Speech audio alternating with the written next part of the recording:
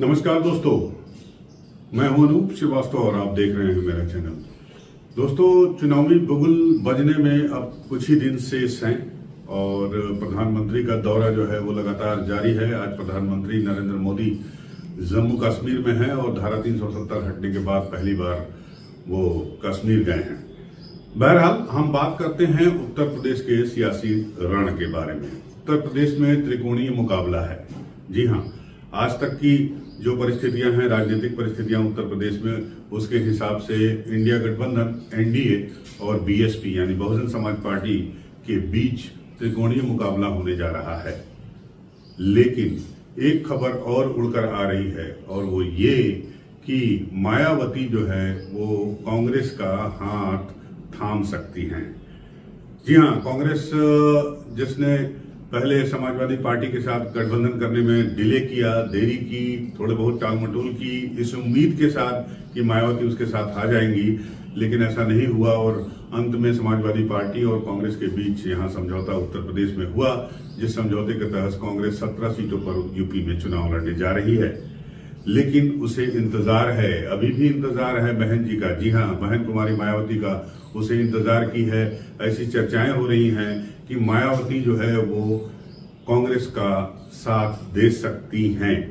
आपको बता दें कि मायावती ने अभी बीआरएस से अपना गठबंधन किया है तेलंगाना में, और तेलंगाना में बीआरएस और मायावती दोनों मिलकर चुनाव लड़ेंगे। जी हाँ, बीआरएस जो तेलंगाना में न तो एनडीए के साथ है, न ही आईएनआईडीआई यानी इंडिया गठबंधन के साथ है, उसने मायावती के साथ हाथ मिलाया है दलित वोटों पर अपनी पकड़ मजबूत करने के लिए।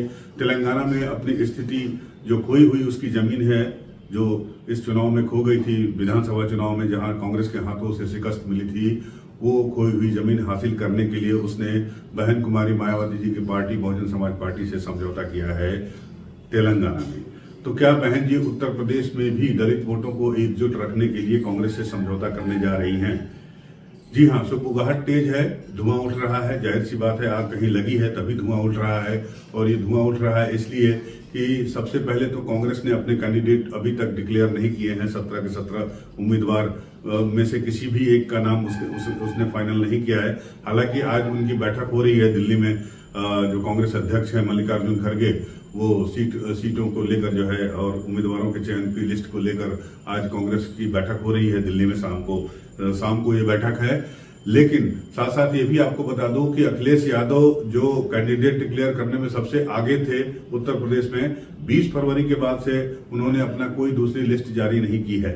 जी हाँ, अखिलेश यादव भी तेल की धार देखो की नींव पर चल रहे हैं और उन्होंने भी अभी तक अपनी दूसरी लिस्ट जारी नहीं की है।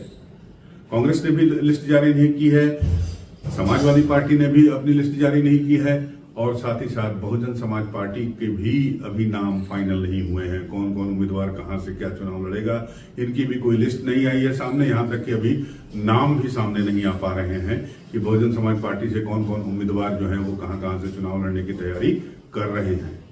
लिहाजा सियासी गलियारों में ये फुसफुसाहट हो रही है कि बहन कुमारी मायावती जो है वो कांग्रेस से हाथ मिला सकती हैं।